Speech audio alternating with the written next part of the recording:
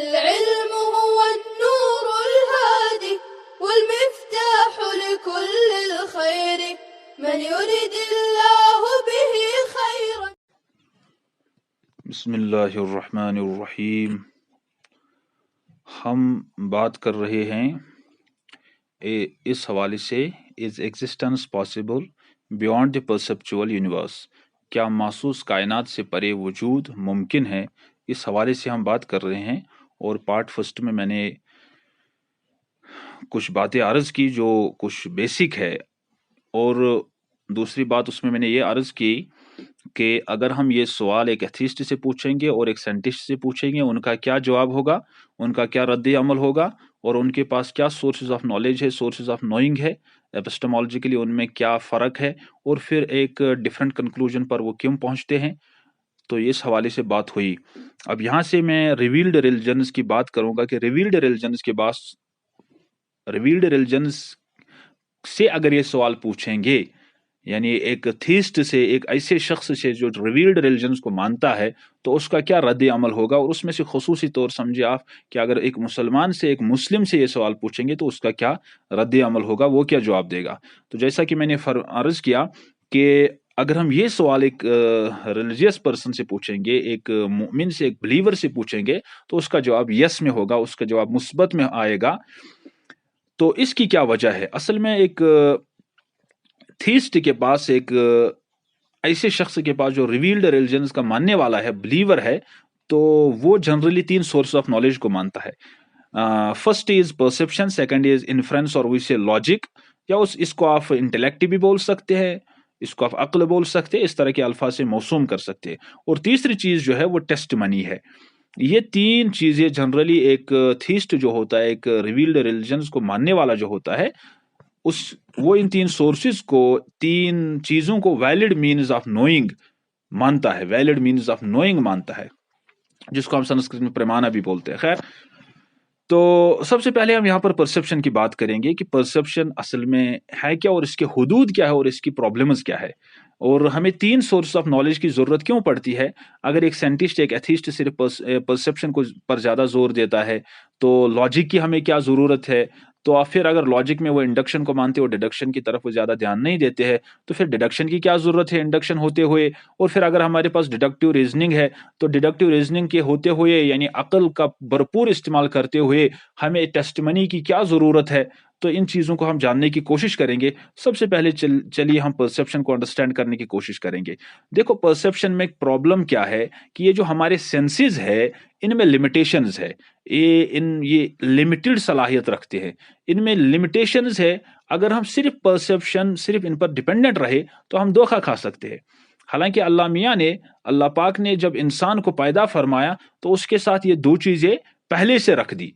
एक sense organs को, और ये कैपेबिलिटी अल्लाह पाक ने रखी, और दूसरी सलाहियत जो है वो अक्ल की सलाहियत है, इंटेलेक्ट की सलाहियत है, लॉजिक और रीजनिंग की सलाहियत जो अल्लाह पाक ने इंसान के पास रखी। ये 2 चीजें अल्लाह पाक ने एक इंसान के जिस्म में ही वदीयत कर ली।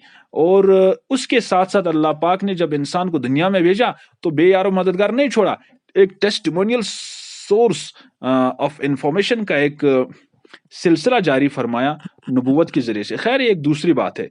अब यहाँ पर हम परसेप्शन की प्रॉब्लम की बात करेंगे। परसेप्शन की प्रॉब्लम की क्या बात है। अगर हम एक छड़ी को किसी पानी के बाल्टी में देखेंगे, तो हमें ये छड़ी टीढ़ी नजर आती है, मगर हकीकत में ये छड़ी टीढ़ी नहीं होती है। अगर हम इसे बाहर निकालेंगे तो ये टीढ़ी नहीं होगी, ये बिल्कुल सीधी होगी, ये स्ट्रेट होगी, ये स्ट्रेट नजर आएगी। मगर जब हम इसको पानी में डालेंगे तो ये बेंट नजर आती है। इसकी क्या वजह है। तो ये प्रॉब्लम, इसको असल में साइंस ने अब तो एक्सप्लेन किया, this is because of the refraction of light, that is a secondary thing. But if we primarily rely on the perception as a source of information, as the only source of information, तो यहां से हमें, या as the absolute source of information, तो यहां से हम धोखा खा सकते हैं। Because there are problems in perception as well. Though perception is a valid source of information, but at the same time we have to recognise the perception.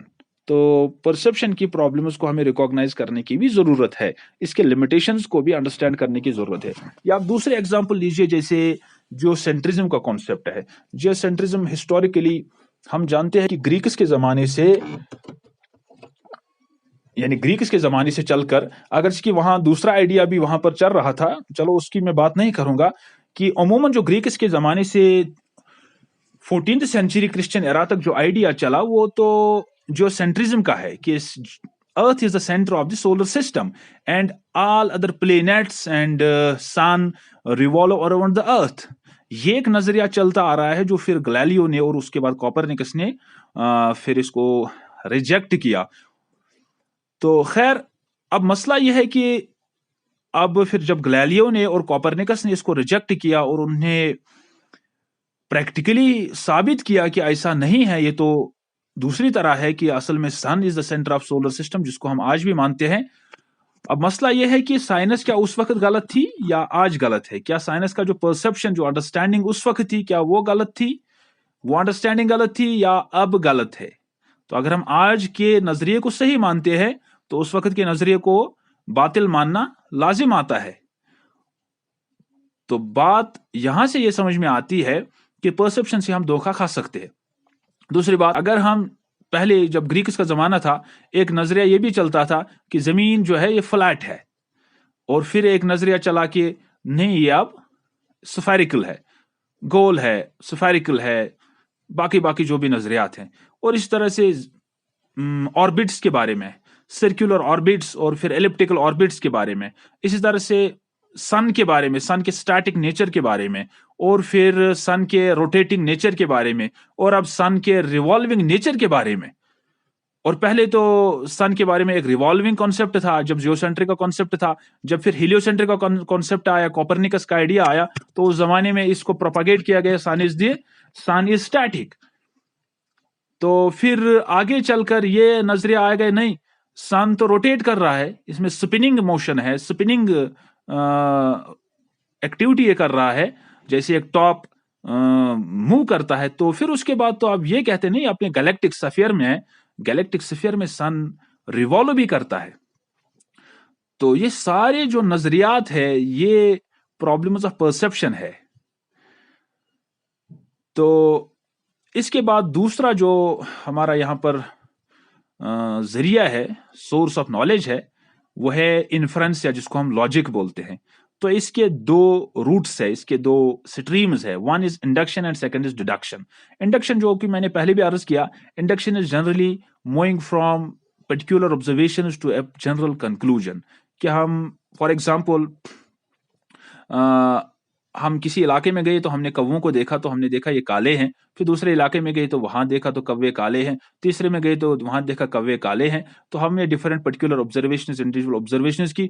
उसके बाद एक कंक्लूजन हमने ड्रा किया कि ये जो क्रोज है they are black. But is it necessary that all the crows of the world are black? No, it can be, it can not be. This is called inductive leap. And these inductive conclusions are seldom absolute. These conclusions are sometimes they result to be true, but sometimes they fail. And that is the reality, and that is the nature of science. That is what happens to most of the scientific discoveries, most of the scientific conclusions.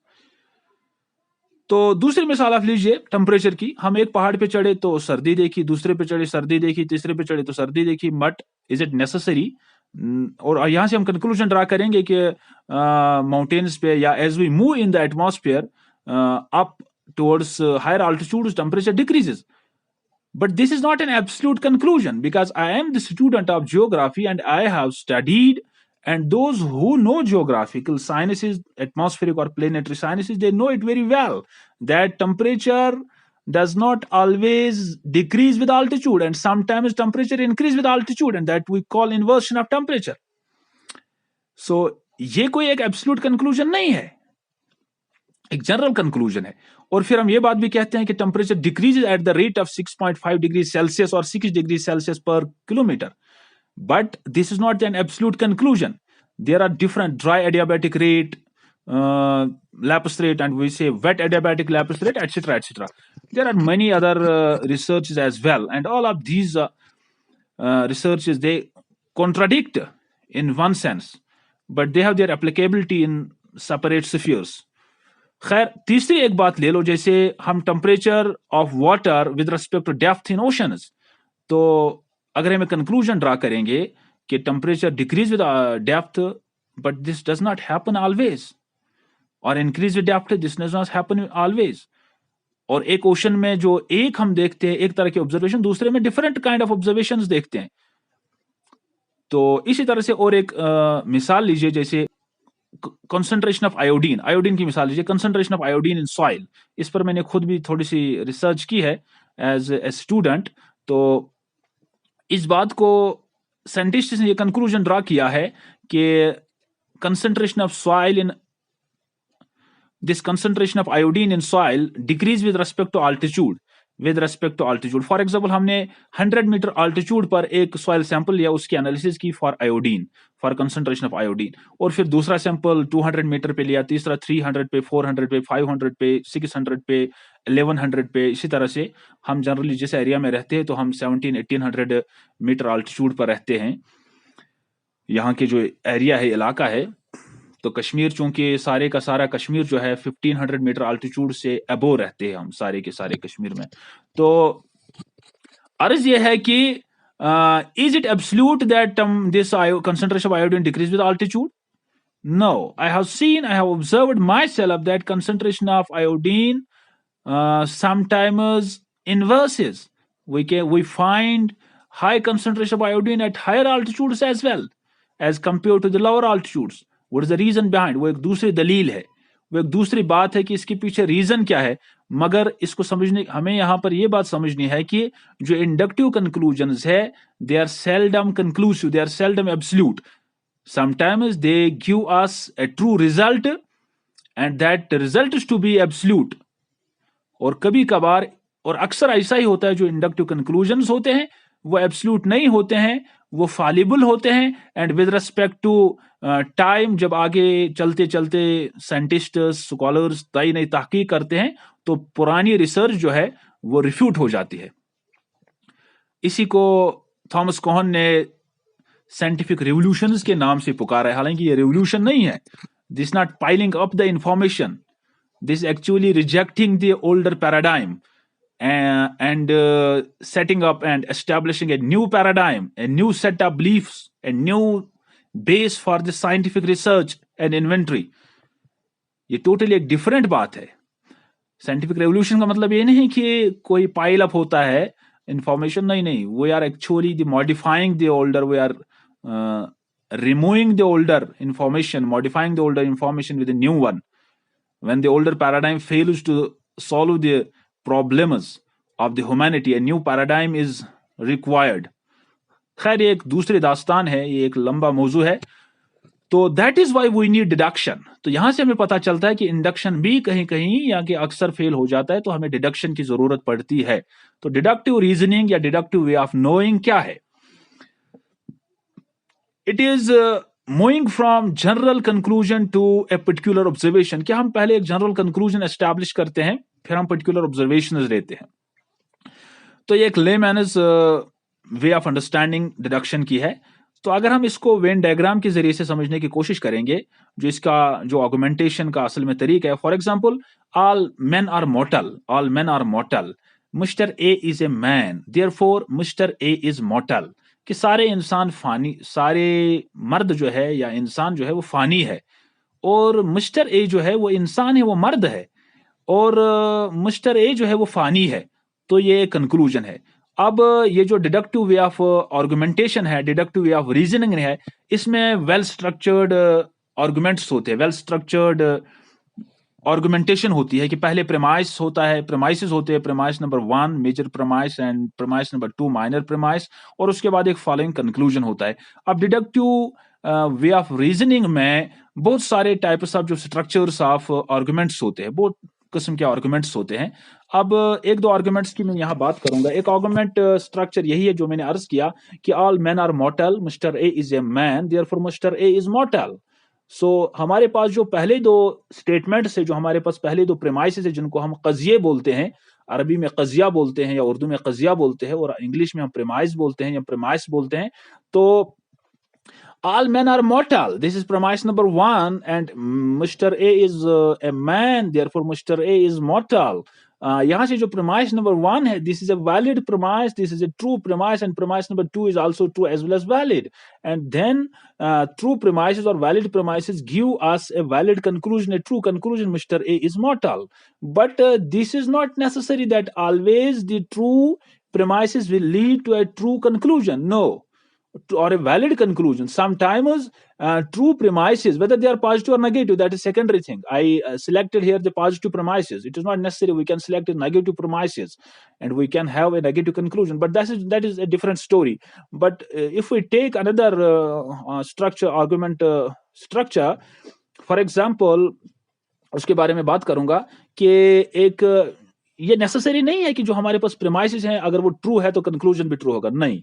तो दूसरी इसकी मिसाल में अर्ज करूंगा वो इस तरह की, for example some poets or literary figures, कि कुछ शायर जो है वो लिटरेरी पर्सन्स है, और इसी तरह से all play writers are literary figures. Premise number 1, some poets are literary figures, and premise number 2, all poets are play writers are literary figures.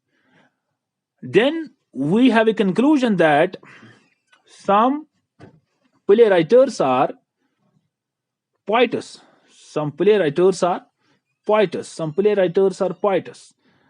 तो यहां से ये कंक्लूजन है, यहां से जो प्रेमाइसेस है वो ट्रू है, वो वैलिड है, बट जो कंक्लूजन है वो ट्रू नहीं है, जो कंक्लूजन है वो रॉन्ग है।